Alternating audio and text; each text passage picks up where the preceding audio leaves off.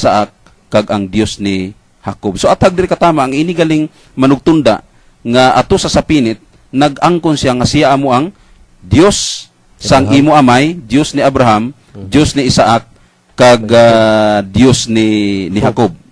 Okay.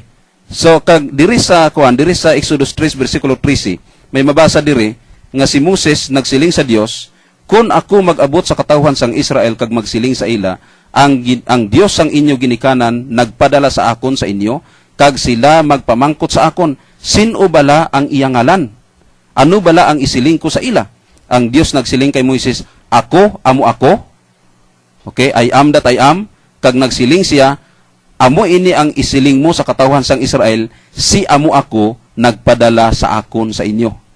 Kag aton atag diri Brother Joy sa Juan 8 bersikulo 28 nga si Jesus nag-angkon nga suno pa siya sa pagkamatuod nagasiling ako sa inyo, sa wala pa mataw si Abraham, amo na ako.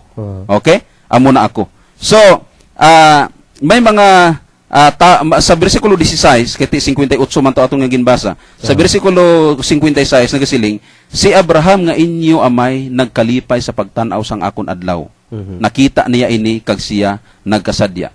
May mga tao, Brother Joy, nga naga-insist nga nakita ni Abraham daw ang adlaw ni Jesus paagi sang pagtuo, mga palananawon kag sang mga damgo, ang ini nagatumod sang mga adlaw ni Jesus diri sa duta atong iyang ministry diri sa sulod sang 3 kag tunga sa tuig. So ang teksto wala nagsiling nga ang adlaw ni Jesus amo ang nakita ni Abraham. Atong mga kadlawan sa earthly ministry niya. Paagi sa pagtuo wala dira ang sulat nga amo ini ang nakita ni Abraham atong ang iyang pagkari diri sa una nga pagkari diri sa kalibutan, wala nag-record apang ini si Abraham, Brother Joy, amo ini siya isa sa mga propeta sa Old Testament times. Ang nakita bala sang mga propeta ang adlaw ni Hesus sa presente atong sa first coming. Ang sabat dira, Brother Joy, mabasa sa Mateo 13 bersikulo 17 nga nagasiling, sa pagkamatuod nagasiling ako sa inyo nga madamo ang mga manalagna kag mga matarong nga mga tao nga naghandom sa pagtan-aw sang inyo ginatan-aw kag wala makakita sini, kag sa pagpamati sang inyo ginapamatian kag wala makabati sini. So if Abraham didn't see Jesus day in human form, then ang nakita gali niya, Brother Joy, ang mga adlaw ni Jesus sa divine form niya. Okay, in the day of Abraham, nakitaan si Jesus ni Abraham sa iyang panahon.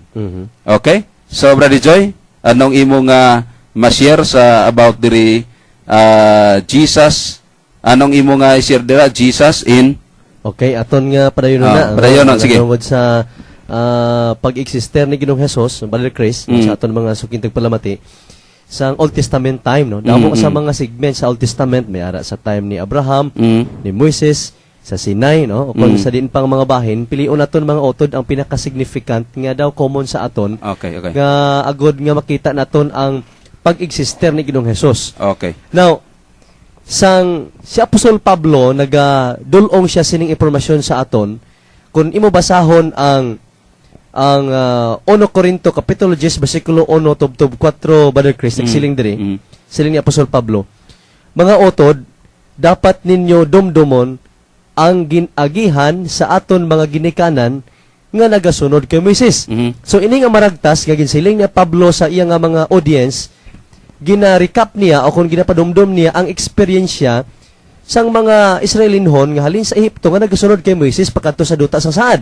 Padayon kita, ginalandungan sila sang panganod. Nagtabok sila sa dagat nga mapula, tanan sila nagkaon sa espirituhanon nga pagkaon, kag tanan sila nag-inom sa espirituhanon nga ilimnon. Kay nag-inom sila sa tong espirituhanon nga bato nga nagaupod sa ila. Iyadto nga bato amo si Kristo. Atag katama gali. Atag mga kaabyanan nga sukid atong pagpalamati nga bisan si Apostol Pablo nga ginigiyahan sa Ginoo sa bag-o nga katipan, iya gindeklarar kag giniklaro ya sa aton nga si Kristo Jesus ara nagali sa panahon ni Moises, Brother Chris, no? Sa panahon sang Exodus o kon escape halin sa Ehipto pakadto iya sa Kanaan, no? Ara naging si Kristo sa panahon ni Moises, sumala pa sa Biblia, sumala sa Biblia nimong dili siling sumala lang kay Brother Joy, kay Brother Chris. Oo. No? Himuon naton nga source ang ato footnote, endnote aton Oo, kagalingon. oo. Kag ang Biblia iya amo nagklaro sa aton. Mm. Now, sang ginbasa kagina ni Brother Chris, no, nanungod sa teksto nga Juan 1:58, akon ibasahon liwat sa in English, nagsiling diri, Jesus said unto them. Sino nagsiling? Sige, Jesus. Oh, Jesus. Utsi nga nun, siya mismo ang nag-introduce sa ikaw galingon pagi sini nga teksto. Mm. Jesus said unto them, refer to the apostles, Mm. Verily, verily, I say unto you, before Abraham was, I am. Oh. To si Abraham, iya, mas una pa rin siya kay Moises mo. Una, una. Oh, ti dire kay Moises, ara mas Kristo. Oh. Si Moises siya, apo sa mga apo na ni Abraham, kaya halin siya sa lineage ni Jacob, Mm. sa kaliwat ni Levi, Mm. ti kaliwat pag ni Jacob, Isaac, Abraham, layo na. Before si Abraham nag-abot, ara na nga daan si Ginoong Hesus. Ah, okay. So ginpakilala sa aton mga kauturan nga tiyan mo na sila ni Ginoong Hesus sa Revelation sila niya, I am the Alpha and Omega, Omega. the beginning and the end. Mm. Ti kung imo ni sa i-reconcile sang testimonies sining mga apostolis kag mga propeta sa daan ni katipan, klaro gid kag tama kaathag nga si Ginoong Hesus ara na siya nga daan sa panahon sa Old Testament, and not only in the Old Testament time, bisan pa sa pagpanugod, bisan pa sa ginsuguran sa kalibutan, Brother Chris.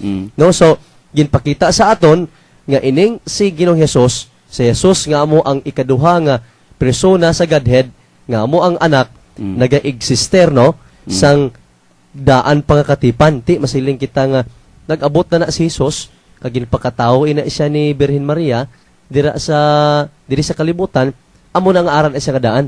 Pero kung aton o sisaon ang banal kasulatan, ginpakita kag ginpabalo ini sa aton, Brother Chris, nga ara nagigali si Kristo Jesus sa daan ng katipan. Okay. So, thank you, Brother Joy, sa imong nami nga point sa sining kahaponon. Kag kadto kita, Brother Joy, kiti tapos naman nato na tun-an ang pag-exist ni Jesus sa person ni Jesus sa Old Testament times. Nag-exist siya before ang pagsugod sang tanan nga butang, nag-exist na siya, di ba? There is a Genesis 1:1, in the beginning God. Oh, in the beginning God. Gin-introduce nga in the beginning God.